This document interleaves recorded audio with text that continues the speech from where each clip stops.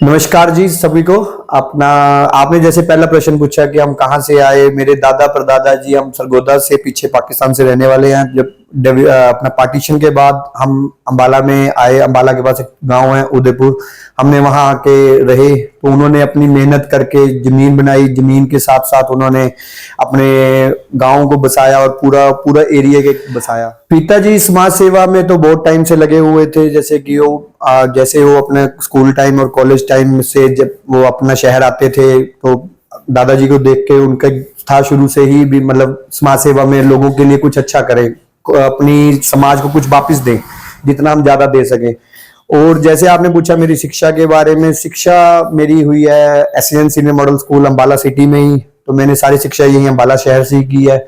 मैंने +2 यहाँ से किया। उसके बाद मैं शिक्षा के लिए ऑस्ट्रेलिया चला गया। तो ऑस्ट्रेलिया में मैंने वहाँ शिक्षा लेने के बाद अपना वहाँ पर बिजनेस बनाया, काम किया और आज भगवान की कृपा से बहुत अच्छा एक बिजनेस वहाँ सेटअप है। और यहाँ भी देखो, ये हम समाज सेवा में जैसे मैंने आपको बताया पिताजी काफी टाइम से लगे हुए थे। तो हम 2016 से हमारे मन में एक विचार आया कि क्यों ना हम जो असहाय बच्चे हैं उनकी शिक्षा के ऊपर काम करें। तो हमने 2014-16 में हमने कुछ बच्चों की पढ़ाई के लिए हमने काम करना स्टार्ट किया। तो हम काम कर रहे थे, तो जैसे जैसे बच्चे बढ़ते रहे हमारे पास कोरोना टाइम में, और बीच में हमारे पास बच्चे इतने हो गए कि जैसे लोगों की नौकरियां चलेगी, उनका खाना पीना चला गया, तो उसकी वजह से वो अपने बच्चों को पढ़ा नहीं पा रहे थे। तो फिर जैसे बच्चे बढ़ रहे थे तो हमें किसी ने आइडिया दिया और पिताजी की जैसे गाइडेंस के साथ तो हमें बोला गया भी चलो एक ट्रस्ट बना के उसके थ्रू काम करते हैं ताकि लोगों को ज्यादा से ज्यादा सहायता पहुंच सके। तो फिर उसके लिए जब हम बैठे तो पिताजी ने, मेरी वाइफ दोनों और घर के सभी सदस्य बैठे थे, तो उन्होंने कहा भी क्यों ना इसका नाम नन्हे कदम रखें, क्योंकि हम शिक्षा की ओर बढ़ रहे हैं और छोटे छोटे बच्चों की शिक्षा पे काम कर रहे हैं, तो क्यों ना हम इसका नाम नन्हे कदम रखें। तो उससे ये नन्हे कदम हमारा पैदा हुआ। प्रेरणा, जैसे मेरे पिताजी हमेशा कहते हैं अगर किसी चीज का जवाब ना मिले तो लोगों के बीच में जाओ। जब हम शिक्षा के लिए लोगों में जा रहे थे तो हमें जैसे ही लोगों से मिलते थे तो लोग बोल रहे सबसे बड़ा समस्या अंबाला के अंदर स्वच्छता की है। तो हम लोगों से मिल रहे थे तो लोगों ने बोला स्वच्छता के ऊपर कोई काम करो। तो हमने स्वच्छता के लिए एक अभियान स्टार्ट किया। तो जैसे जैसे हम लोगों से जुड़ाव करते रहे, लोगों से मिलते रहे, हमने अब तक सारे अपना 103 गांव है हमने वो कवर कर लिए लोगों से मिलके। और अपना यहाँ पर सिटी में 20-25 वार्ड है, हम सब लोगों से हम डोर टू डोर कर चुके हैं, उनसे पूछने के लिए भी आपको क्या जरूरत है, आपके बच्चों की एजुकेशन की कहाँ तक है, कैसे चल रहा है, और आपका शहर में आपको क्या दिक्कतें आ रही हैं जो आपके लिए। तो सबसे ज्यादा हमारे आगे निकल के आई सब स्वच्छता। जब पहला आपने पूछा स्वच्छता के लिए, स्वच्छता के बाद लोगों ने बोला अब हमारी हेल्थ के लिए भी हेल्थ स्ट्रक्चर यहाँ पर ठीक नहीं है जो गवर्नमेंट का। तो उसके लिए हर लोगों तक गवर्नमेंट अपनी तरफ से बहुत कुछ कर रही है, बट कुछ लेवल पे लोगों तक सीधी वो फैसिलिटीज नहीं पहुंच पा रही हैं जो गवर्नमेंट की लोगों तक मिल सके। अब गरीब आदमी जो गांव में रहता है उस तक वहां पर कोई हॉस्पिटल नहीं है, अगर उसके पास बस नहीं है तो वो अपनी हेल्थ चेकअप करवाने के लिए यहाँ शहर नहीं आ सकता। तो इसलिए फिर हमने सोचा क्यों ना हम एक मेगा कैंप और आई कैंप के जरिए लोगों तक ये सुविधा पहुंचाएं। प्रशासन का जहां स्वच्छ अभियान था, स्वच्छ अभियान में प्रशासन ने हमें सहयोग दिया, जहां तक वो दे सकते थे हमें दिया। बट हमें उस सहयोग से कई जगह हमें रोका भी गया ये काम ना किया जाए, ताकि क्योंकि वो प्रशासन के पुराने गले मुर्दे गड़े हुए थे तो वो ना खोले जाए। तो वो हमने किए, बट कई जगह हमारे पास जैसे लीगलाइज काम नहीं हम कर सकते तो वो हमने नहीं करा। हम अभी तक किसी पॉलिटिकल पार्टी से तो जुड़े नहीं है अभी तक, ना ही हमने किसी पार्टी को, ना ही कोई पार्टी का कैंडिडेट या कोई भी हमारे पास सपोर्ट में आया हमारे कोई अभियान में आके जुड़ा भी लोगों के ज्यादा से ज्यादा पहुंच सके। क्योंकि अब आम जनता ही हमारे साथ जुड़ के इतना बड़ा अभियान उन्होंने खड़े कर दिए। स्वच्छ अभियान आम जनता का अभियान था, हमारा कोई अभियान नहीं था। जो स्वच्छ अभियान ना होता तो आज निगम ना उठ के सफाई करवाती। पिछली बार भी बाढ़ में अंबाला शहर डूबा। लोगों को ये उठने का ही रीजन है कि आज निगम उठा हुआ है, बट अभी भी निगम की कोई लापरवाहियां हैं जो सफाइयां नहीं हो पा रही। अगर निगम अभी टाइम रहते ही कर सके, क्योंकि मानसून आपके सिर पे ही है, क्यों ना फिर ये लास्ट ईयर की तरह फिर लोगों का पानी में लोगों का नुकसान होगा, दुकानदारों के दुकानों में पानी जाएगा। थोड़ी सी बरसात में ही लोगों के घरों में पानी घुस गया है। तो अभी निगम को अभी ही सतर्क हो जाना चाहिए और उसको रहते टाइम पे ही साफ करवा देना चाहिए। जो ब्लॉकेज और की है सीवरेज की वो खुलवा दें, क्योंकि वो हम नहीं करवा सके। हमने नाले साफ करवाए, हमने नालियां साफ करवाई, बट हम सीवरेज नहीं करवा सके क्योंकि वो उसकी हमारे को परमिशन। तो अभी यही बोलूंगा, लाइक भी अगर मैं लोगों को बोलूंगा आप अपने बच्चों को मत भेजो तो लोग बोलेंगे तू खुद तो वहां बैठा है, हमें सलाह दे रहा नहीं जाओ। बट मैं यही बोलूंगा, देखो आपके बच्चों, अगर आप कोई भी बच्चा अगर बाहर जाने का मन बना रहा है वो जाए, बट उससे पहले एक बार अपना देश एक्सप्लोर करे, क्योंकि जो आपको अपॉर्चुनिटीज यहाँ पे मिलेंगी वो आपको बाहर नहीं मिलेंगी। यहाँ आपके घर पे आपको खाना बनाने के लिए मम्मी है, आपके पिताजी हैं, सब कुछ है आपकी फीस भरने के लिए। बट आप जब बाहर जाओगे आपको खाना भी खुद बनाना है, अपने बर्तन भी खुद बनाने हैं और आपको कपड़े भी खुद धोने हैं। तो अगर आप तरक्की करना चाहते हो तो इंडिया से बड़ी कोई जगह नहीं है, जो मेरा नजरिया है। मैंने 16 साल बाहर दिए हैं और 16 साल के अंदर मैंने यही तथ्य निकाला है, इंडिया के अंदर आप एक्सप्लोर करें।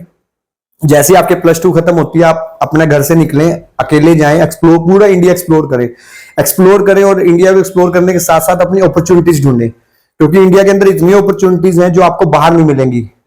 अगर बच्चे ने कुछ करना है तो वो यहीं पे करेगा। अब मैं जब गया था, मैं 2008 में गया था, मेरी मात्र उम्र 16 साल की थी जब मैं यहां से गया था। उस टाइम इतनी अपॉर्चुनिटीज नहीं थी। आज दौर कुछ और है, आज दौर है मोबाइल का, आज दौर है इंटरनेट का। आप घर से बैठ के ही सब कुछ कर सकते हो। अब आपको 5000 स्टोर खोलने के लिए दुकानें नहीं लेनी किराए पे, आप अपने एक घर से, अंबाला शहर की छोटी सी कमरे में बैठ के आप 5000 स्टोर अमेज़न पे खोल सकते हो। हर सिटी में आप अपना प्रोडक्ट अवेलेबल करा सकते हो। सिर्फ आपको जरूरत है एक्सप्लोर करने की। आप जितना एक्सप्लोर करोगे, अपने बच्चों को आप मौका दो। आप देखो पैसा खर्च के 20-20, 25-25 लाख रुपए देके अपने बच्चों को बाहर भी तो भेजते हो ना। आप बच्चे को लोकल ट्रेन नहीं, अपनी नॉर्मल ट्रेन पे अपने बच्चे को बैकपैक देके उसको एक्सप्लोर करने के लिए भेजो और उसको अपॉर्चुनिटीज ढूंढने के लिए भेजो। जब +2 हर बच्चे को अंबाला से निकल के अपॉर्चुनिटीज ढूंढने के लिए पूरा देश में घूमना चाहिए, जम्मू से लेके कन्याकुमारी तक जाना चाहिए। जो आपको उसके बाद आपका जो बच्चा पूरा मैच्योर होकर निकलेगा तो आप अपने आप डिफरेंस देखेंगे। आप खुद बोलेंगे भी हमें बच्चे को बाहर भेजने की जरूरत है। सूरजभान जी के साथ मेरे पिताजी के जैसे हमारे बुजुर्ग ही थे, वो हमारे बाबूजी ही थे, तो हमारा उनके साथ बहुत अच्छा फैमिली रिलेशन था। तो पिताजी का उनके साथ रोज आना जाना, बच्चों की तरह ही थे पिताजी उनके साथ। तो लाइक उनके साथ हमारा कोई राजनीति में अलग था, अगर हमने उनको कोई काम बोल दिया भी ये काम होना चाहिए हमारे एरिया के किसी भी आदमी का या किसी का भी, तो वो काम होता था। तो उसके लिए वो हमारा एक पारिवारिक संबंध था। अभी मेरा कोई इरादा नहीं, और ये आप लोगों को एक ये घड़त किया गया कि हम सभी काम अंबाला में कर रहे हैं। मेरा जो ये शिक्षा वाला काम है ये 4 स्टेट में काम चल रहा है, यूपी में चल रहा है, पंजाब में चल रहा है, जो कि 2016 से चल रहा है। इलेक्शन लड़ने का अभी कोई इतना बड़ा नहीं है, बट जैसे जैसे हम लोगों से मिल रहे हैं, लोगों की समस्याएं सुन रहे हैं, लोगों से बातचीत हो रही है, लोगों के जो भी आदेश होगा उसका पालन किया जाए। अगला स्टेप अभी हम लोगों से भी, हमारा जो 10 दिन 15 दिन का अगला प्लान है वो हमारा जन जुड़ाव यात्रा का प्लान है। हम लोगों से फिर दोबारा मिल रहे हैं, लोगों से पूछ रहे हैं भी आपको किस तरह से आपको बच्चों को, मेरा जो प्लान है अंबाला के अंदर हर घर में रोजगार देने का प्लान है। हर घर में रोजगार दिया जाए, महिलाओं को रोजगार दिया जाए, और जो भी बच्चे जिनको स्किल सेट नहीं है, एजुकेशन तो बच्चों पे यहाँ पर है, बच्चों के स्किल सेट नहीं है यहाँ पर, तो जो स्किल सेट के लिए ट्रेनिंग्स दी जाए उसके लिए मैं अभी कल भी 2 मीटिंग्स की है मैंने। तो मैं बड़ी कंपनियों से टाई अप करके उन बच्चों को स्किल सेट करने के लिए तो हम लोगों से मिलने जा रहे हैं। मंजिल ये है अंबाला को नंबर 1 रखना। जो अंबाला लोग बोलते हैं अंबाला शहर को पिछड़ा शहर है, हालांकि हम चंडीगढ़ के पास बैठे हैं, 30 मिनट दूर है हम इंटरनेशनल एयरपोर्ट से, बट फिर भी हम पिछड़ों में आ रहे हैं। तो बस यही है, एक हमारा अंबाला साइबर सिटी बने, जो मेरा प्लान है। हर घर में रोजगार हो, वो तभी बनेगा जब हर घर में रोजगार होगा, क्योंकि सड़क और नाली बनने से अंबाला नहीं डेवलप होगा, हमारा अंबाला डेवलप होगा रोजगार आने से। जब रोजगार आएगा तो लोगों के पास पैसा आएगा, पैसा आएगा तो लोग शहर में खर्चेंगे, व्यापारी बड़ा होगा, व्यापारी बड़ा होगा तो अपने आप इंफ्रास्ट्रक्चर आएगा। अगर शहर में पैसा नहीं है तो कोई व्यापारी व्यापार नहीं कर पाएगा। तो इसके लिए हमारे को अपने व्यापारी भाइयों का, जो हमारी अंबाला की इंडस्ट्री खत्म होती जा रही है, जैसे साइंस इंडस्ट्री थी वो खत्म हो गई है, अब कपड़ा इंडस्ट्री भी हमारी खत्म होने के कगार पे ही है एक तरह से, क्योंकि उनको काम नहीं मिल पा रहा, बॉर्डर बंद है, सरकार की जो नाकामयाबियां हैं। तो उसके प्रति मेरा ये है, लोगों को ज्यादा से ज्यादा स्किल सेट करके अंबाला को एक बड़ी मार्केट बनाया जाए, जैसे कि है ऑलरेडी एक एशिया की सबसे बड़ी मार्केट है। बट जो ऑनलाइन मार्केट हमारे कपड़ा व्यापारियों को खा रही है, तो इनको भी उन स्किल सेट के थ्रू इनको भी उनके लेवल पे रखा जाए, तो ताकि हर एक जो हमारा स्टोर है अंबाला का, हर एक कपड़ा हर देश में मिले, हम हर ब्रांड अंबाला का कपड़ा ही पहने। धन्यवाद जी।